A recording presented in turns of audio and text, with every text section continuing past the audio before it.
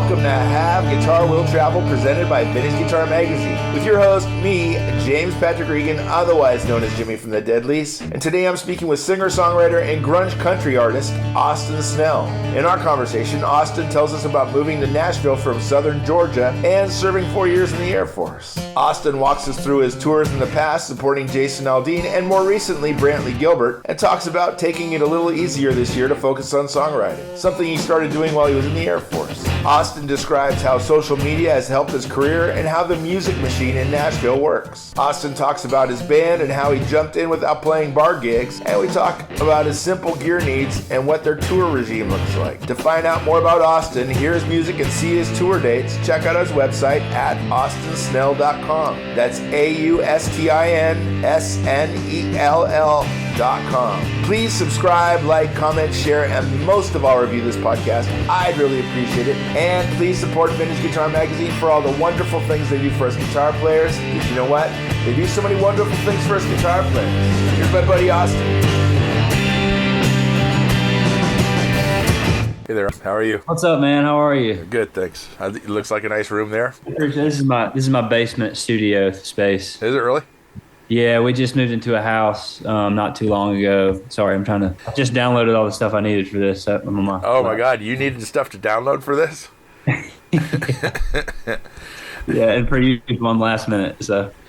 It sounds like you prepared more than I did. Well, I try to be at least somewhat ready, you know. It's a basement, but I can see the window. It doesn't look. It looks like we're looking at trees. Yeah, so this is my basement. It's a 3-story house. Okay. This is kind of like, if I turn this around, you can kind of see my little studio. Yeah, right. I got here. But yeah, it's cool to have. We've been in an apartment for the last 3 years, me and my girlfriend, and we just moved into a house. Yeah. And it's like a life-changing of course. Thing to have, like my own space down here to and stuff. So yeah, it's been great, man. It doesn't look very man cavey. Not yet. We're still working on it. We're getting closer and closer though. You're gonna need a pool table and you know. So. Yeah. I got my NASCAR simulator back here though. Oh, okay. There we go. Now we're talking. Where is that? Whereabouts is that? We're in Nashville. You're in Nashville. Okay. Yeah. And you didn't grow up in Nashville, though, did you? No, sir. I grew up in South Georgia. Okay. Or what part? Whereabouts exactly? Dublin. You know where that's? All right. Great. Yeah.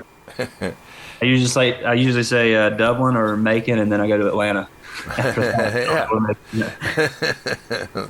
Because that's mostly everybody only knows Atlanta. Yeah. And you spent time in the Air Force? I did, yeah. I did 4 years in the Air Force. I joined right after high school. I knew I wasn't going to college. I didn't have the grades for college, so my parents said, you have to figure something out. I joined there. And, I worked on planes. I was an aircraft mechanic. Oh, right on. And is music your full-time job right now? Yep. It is? Yep. Okay. I'm full-time touring. We're luckily blessed enough to make enough to pay the bills doing that. So Sure. I'm doing all right. We were on the road with Aldean last year. Oh, right on. And then we just got off the road with Brantley Gilbert this year. And then we're doing festivals, and then I'll do a headline tour in the fall. Oh, right on. And when you're talking about headlining, are you what's the cap?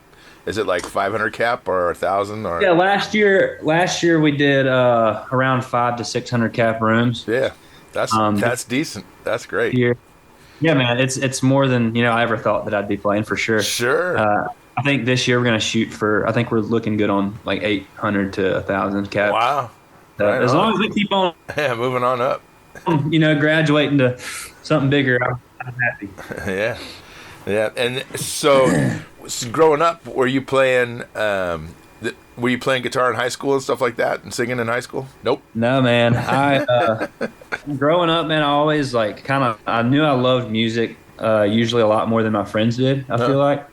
I just remember vividly hearing songs from my youth and loving a specific guitar part or a specific melody in a song on a vocal, yep. or a specific lyric or something, and I'd freak out over it. I'd geek over like these guitar parts and lyrics or whatever, and I'd go show my friends. And like this was like kind of my first kind of me knowing like I was definitely way more interested in this than my friends were, my peers were at the time. Yeah.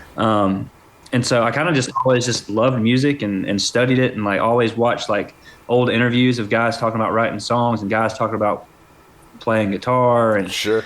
I was just always a nerd for it. Felt like I would take that up, for myself. Yep. Until I was actually in the Air Force. I was right out of basic training. And when you get done with basic training, you go to your like follow-on training, which is for your specific job. Yeah. And for me personally, it was aircraft mechanic, and so I was learning how to work on planes. And once you get out of basic training, you don't have to wake up as early in the mornings, and you get off at like 4 or 5 in the afternoon. Yeah. So you get the rest of the day to yourself. And so that was kind of like my first time being on my own and not having a house with my parents that I was living in or Sure. all that. So like I kind of just had to figure out how to fill my free time by myself. And I would get off work and I would sit in my room, and I got really bored one day and I started watching YouTube videos about people playing guitar. And like I think I was watching like an Ed Sheeran video. At one point. I was a fan of like him doing like the loop pedal live thing. Yeah, of course. And so I got bored and I just like went and bought a guitar one day after work and just started teaching myself, how to play a G chord and then how to play a D. Yeah. What'd you buy? What kind of guitar did you buy? I bought a Mini Martin, like just like I thought I was going to be the next Ed Sheeran. So I went and bought a Mini Martin, and very soon after that realized that my hands were a little too big to play a Mini Martin. So I went and got a full size Martin. I don't even remember what it was. It was like one of the dark wood Martin sticks. And I mean, was just teaching myself, basic guitar, and I'd learn enough to learn my favorite songs to play. And then I would send, like, if I learned a song that week, I would send it to my mom with me, like, trying to play it on a guitar and singing it. Sure. Because at this point, I had never sang in front of anybody or played in front of anybody. I was literally just doing it for myself. And my mom's kind of always been the brunt of all of my habits that I've picked up over the years. And so I would just send her, videos of me learning a song that week, and she would try to talk me into posting it on Facebook at the time, because Instagram was just pictures then, and there was no TikTok then. Yep. And so she would talk me into trying to post it on Facebook, and I'd always say no. And then eventually she talked me into posting, I think it was a cover of like, I want to say it was like Simple Man or something. Sure. Played very poorly. And people loved it. Like my friends on Facebook loved it, family loved it. And so I eventually just kind of started doing that on my free time. Like if I wasn't at work, I would just, I would learn a song and post it. And that was kind of just what I did. Yeah. And I got bored with covers. I get bored very easily. I got bored with playing covers, and kind of went back to like, what made me find music in the first place. And it was just like the songwriting aspect of it. I always loved it. Yeah. And so I was like, it can't be that hard to write a song. Writing songs, and soon after found out how hard it is to actually write a song, a good one anyway. Yeah. And kind of just started doing that. I would write a song once a week, and then I'd post that, and kind of just went from me playing covers on Facebook to me writing songs and posting those on Facebook. Yeah. And that went, well, and then TikTok came around, and I started doing the same thing there and kind of built my audience that way. Wow. Because at the time I was in the Air Force, so I wasn't, it's not like I could go play bar gigs or go tour around. So that was kind of my only outlet for my music, was just social media. And I feel like, in today's time, social media is running the whole world. So that's kind of in a nutshell what happened. And then I got out and moved to Nashville. Yeah. And I mean, just like did you know anybody in Nashville, or just out of the blue moved to Nashville? No, I mean, I had made a couple connections just through social media. Social media is just like the greatest networking thing ever for anybody that's not in a city where music is. Yeah. It's so much different than it was, I can imagine back in the day, where it's like you'd have to move to Nashville and not know a soul. Yeah.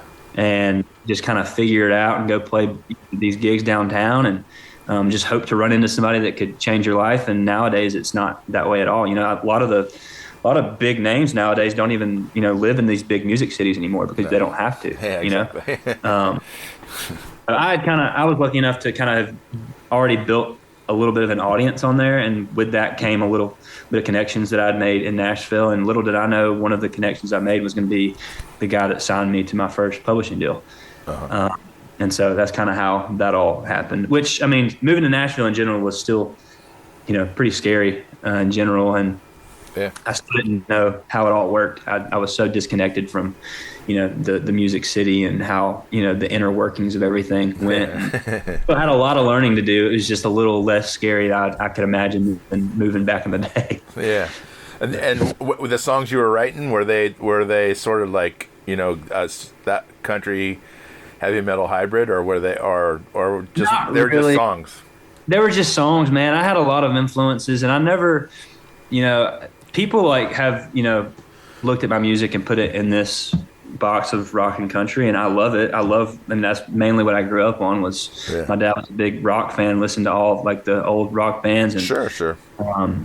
That was kind of always what was playing in his truck, and then I'd get in my mom's car, and it was always country. So like that's kind of originally what happened. And when I started writing songs, I didn't know what I was doing. I was just writing whatever I felt was cool, and people have kind of just put me in that box, I guess, which is fine. I love it. But no, they definitely weren't what they are now back then. I didn't know what I wanted to do. I loved Luke Combs' stuff. That was like kind of like what made me want to start writing songs, was just like me hearing his first album that came out that went massive and kind of put him on the map. I did so much research on like the songwriters that wrote all that, and I was a big rock culture fan. And he wrote, 90% of that first album. Sure. No, so I was trying to write songs like that. And then when I moved to Nashville, I was writing what everybody else was doing in Nashville, which was like the pop country stuff. And I didn't ever really know that I wanted to be an artist until I wrote my first single, which was Excuse the Mess. And, my plan moving to Nashville is I'm just going to write songs until I find a sound that I can call mine. Yeah. And that just happened to come, sooner rather than later. I wrote a song with a couple of friends of mine, and we walked in the room that day we had nothing going on. I mean, we didn't know anybody. Like, we were not getting any gigs or getting any, writing sessions with any big writers. It was just a couple of friends that like kind of moved around the same time, and we were just writing that day. Yeah. I told the guys, I was like, hey, let's write something like so out of left field, and like it may be so bad and like nobody would like it, but I mean, what do we have to lose? Like, let's write something that's cool and different. And that day we wrote Excuse the Mess, and like we walked out of that room like knowing that like this is something cool, and nobody else is really doing this. And at the time I was still doing the same thing, just writing songs and posting them on TikTok, and the only thing different was I was just in Nashville doing it. And so like any other day, we wrote that song, and I went home and kind of nailed it in and dialed it into what I wanted it to sound like, and posted it on TikTok, and it went viral. And I didn't know what the hell just happened. I didn't know what I was supposed to do. I didn't even know, any producers that could produce the song. Sure. I went through the thought process of maybe even me trying to do it myself, which is a great thing that I didn't, because I know nothing about production. I found a guy, and we, went in the studio, and I'd never been in the studio before. And so I was, still learning through that process. Sure. That led to my publishing deal, which led to my record deal at Warner. And, ever since then, it's been a couple of years now. It's just been a freaking roller coaster that I've just been trying to hold on. Roller coaster with no seatbelt. I've just been hanging off the back of it, trying to hold on. But it's been good, man. I've learned a lot about myself and what I like, and a lot about the industry for sure. Sure. And are you set up now? Do you have an agent, management, the whole deal? Yeah, we got it all. I had no idea that there was so many moving parts. So, like I said, it's not like I'm extremely blessed to have, had it like kind of happen so fast, and like me, kind of moved to Nashville and not have to do the whole 10-year town thing and like, grind it out for, 10, 15 years and then finally catch the break. It's obviously a blessing. But also at the same time, I had to learn a lot, like that was being thrown my way, and like really quickly, because I was in town for less than 6 months before I put out that song, which got a record deal. And for a lot of people, like I'm sure that like they call Nashville a 10-year town, and people are here, just grinding and grinding and grinding. during that time, they figure out how to play a live show and like how to, network and how to, what you need like once that starts. And like people have booking agents, people have managers, people have labels, and I didn't know any of that. And I was learning and lawyers and yeah, dude, it's a big thing. But yeah, I have a booking agent and managers and all that stuff, man. Yeah. A lot of people to look after. Do you have like regular meetings with management to like figure out what you're gonna do? And yeah, I'm lucky enough to have great managers. The guy that signed me to my publishing deal when I got to town is now my manager, and then my booking agent left the booking agency to come manage me, and she's pretty much my my Nashville mom. I call her my Nashville mom. On. Yeah. So we're super close, and it's easy to work that way when you have a close relationship. Sure. Yeah. Sure. And as far as your band, like with all do you have a steady band? Yeah, well, it's been it's a growing process for sure. A lot of the guys in Nashville are used to playing the same stuff, and it's hard to kind of find those dudes that fit what I'm doing. Sure. Yeah. Where we've been the last couple of years. I mean, I didn't play my first show until I moved to Nashville. I didn't grow up playing bar gigs. Yeah.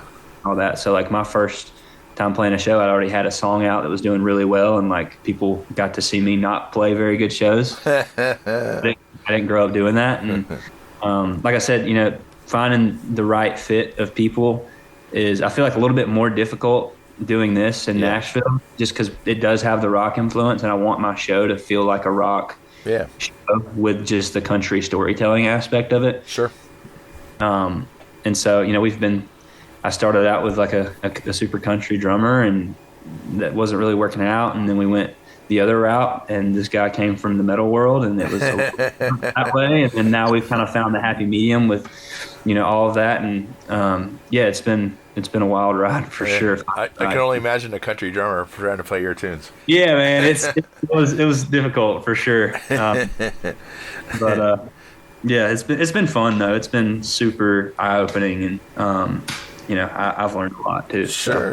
What are you using for gear? What am I using for gear? Yeah, like guitars and amps or practice. I have a Martin D28 that I play. Did you buy it or did I give it to you? I traded someone. No, I had a Gibson J45 when I moved to town. And I loved it. I don't know really why I traded Martin, but like I said, I get bored pretty easy, so I didn't have money to just go buy what I wanted, you know. And so I was like, I want a Martin, and I went and traded this guy a Martin for my J45, and up until actually this year, I didn't even play it. It just sat in my house, and I decided to bring it out this year. So I use that. I keep it pretty simple. I let the guitar players play the guitar parts. I do have a Gibson electric, and that break out every now and then. The ES345 that you used in that video? Yep. The black one? Yes, sir. Yeah. That's cool guitar. I don't consider myself a phenomenal guitar player by any means. That's why I hired a guitar player to play. But who'd you hire? So the guy that has been with me from the jump, his name's Kenny Whitmire. He's a songwriter in town. And he went with me on my first tour. It was just an acoustic run with Warren Ziders. That was my first tour that I went on. And it was just me and him in a minivan, traveling across the country. My brother's selling merch for me. Oh, right on. And Kenny's kind of just been with me through the whole ride. And so he, is definitely a more country-leaning guitar player. He plays, because we have both in our set, so it's hard to like go one way and not the other. Yeah, of course. So he's kind of been like the rock through the whole thing. He's the only one that's in my band still to this day that we started with. And so he's one guy, and then Drew Henry is my guitar player, the other side of the stage. And we just hired him this year. And then Kevin Nordest is my drummer. And so we've had a lot of learning personalities to do over the last year, but I think we finally got nailed down. Finally. Are you playing electric on stage too? Yeah, I do every now and then. I do on the headline tour, just because we travel so much and like we're not in a bus yet, and so we travel in a Sprinter van with bunks. Yeah. Oh no. with a small trailer behind, so I try to leave as much stuff behind for these like little 35-minute sets as I can. Yeah. But when we do the headline tour, I bring my electric out, and I have a Helix that I use for a Helix. DI. Is that what you said? Yeah. Okay. Yeah, I use that for DI, and then my stage left guitar player uses a Helix, and I want to say my stage right uses Fractal. Probably. I'm pretty sure. Yeah. Or Kemper. Yeah. Yeah. But we travel light though. We figured out how to fly and kind of keep it all tight knit. So Sure. You said Kenny Whitmer is the guy you've been with. Did he play on the records or is no? No, he didn't play on the records. He could for sure. He's a songwriter, so he's written a lot of what I've put out. Yeah. With me, but no, he doesn't play on the records. Do you know who played on the records? I'm gonna blank on names now. That's fine. That's quite all right. I'm just curious. Clearly, you moved into a 3-story house. You're doing pretty good financially. Yeah, man, we're doing good. Like I said, I make enough to pay the bills, and that's kind of all I've ever expected out of music. Yeah. Since I started, just was to, I didn't really get into this to, be rich. I just love it. I can afford to do that full time, and it be my full time job. Yeah. And I'm set. So I mean, what do you do for fun, like outside of music? Oh man, not a lot of time for anything. Honestly. I like to fish a lot. Yeah, that's why you're from South Georgia. You gotta love to fishing. Yeah, man, I fish any chance I get. We went to Kenny just got married this past weekend, and so we went down to Georgia. His wedding was in Georgia, and the venue had a pond behind it. And I texted him on the way down there. I was like, "Hey, can we fish in the pond?" And so his fiance is getting ready for the wedding, and we're supposed to be taking pictures, and we're just back at the venue just fishing. But I like to fish. I play video games, I guess. Yeah. Call it that. I play my little NASCAR simulator when I get the chance. Yeah. But I mean, other than that, dude, it's hard because music was the fun thing that I did. Yeah. Forever. Like that was my hobby, and that was what I did on my free time. So like I'm just living my hobby out now. Yeah. Are you mostly playing weekends, or are you playing during the week as well? Last year was a lot of during the week stuff. We had a song at radio called "Pray All the Way Home," and that went to country radio. So we did the whole radio tour thing. Yeah. On top of a touring schedule, which was eye-opening, intense, to say the least. It was a lot. I was tired most of the year. Yeah. I think I slept in my bed a total of, I can count on both my hands how many times I slept in my bed last year. But this year we're kind of taking it easy. I kind of told the team that I just want to, play shows on the weekends and kind of write during the week. And that's kind of like the cadence I like to do, just because last year I didn't get a chance to really write a whole lot. And writing is what I love to do. And what makes me feel, like I'm doing something. And so this year's been a lot more like I've been able to sit back and enjoy it a lot more. Whereas last year with the radio stuff, which I was blessed to be a part of and have that happen, it's hard to view it like I viewed it before. Yeah. All that happening. It feels a lot more like a job then. Oh yeah, getting up every. Oh yeah, dude. Going in the radio stations, and we would tour Thursday, Friday, Saturday. We would drive back home Sunday. I would maybe stay Monday. Yeah. Usually not. I would fly back out on a Monday to a hotel in some city. Yep. And stay that night, and then Tuesday, Wednesday, I was doing radio stuff. Yeah. And I'd fly out to meet the band wherever the city we were playing at on Thursday was. And so, it's easy to get burnt out, especially at this level too. I'm sure it's hard at every level, but when I don't have I'm not quite in a bus yet. We're hoping to make that happen soon. Buses are expensive. They are so expensive. So expensive. Because you got to pay for a driver, you got to pay for gas. And you got to pay to fix it. Oh yeah, dude. Yeah. And so I feel like at this level, it's a little bit more of a grind just because last year, I was not flying out to a bus where I had my room in the back where I could just go sleep. Yeah. I'm flying out to a Sprinter van, and we're bumping down the highway, going 75 with a 1,000-pound trailer behind us. Yeah. So I didn't get much sleep, but I don't think I would, take it back by any means. Oh, no, of course not. But yeah, say that to say this year it's been a lot. Yeah. I've been able to kind of sit back and enjoy it a lot more. So when you're doing the writing sessions, are you doing it with multiple people, or is it just you and a guitar? Both. Okay. I love the writing sessions just because I'm an overthinker. And, if I'm writing by myself, it's easy for me to sit on a line for a couple hours to make it, as perfect as it can be. And usually I end up just making it less perfect by trying to make it more perfect. Yeah. So the writing sessions, which was another thing that I'd never done before until I moved to Nashville, I'd never written with anybody else. Yeah. But it's cool that I can go into a writing room and kind of spit out an idea and have people, spark up that idea further than what it started as, Sure. I mean, I've been in a room where I've had this title and I've thrown it out and like me thinking it was going to be this kind of song, and it's like 180 in a different direction. Yeah. Even my latest single, I Mean It. I don't know if you've heard it yet, but it's like very rock. Yeah. Very loud. Yeah. And when I wrote, I was on a writing retreat a couple months ago, and that's when we wrote it. I brought that song title out, and it was supposed to be this little like twangy little country thing, and it turned out to be a beast of like 180 from where we were.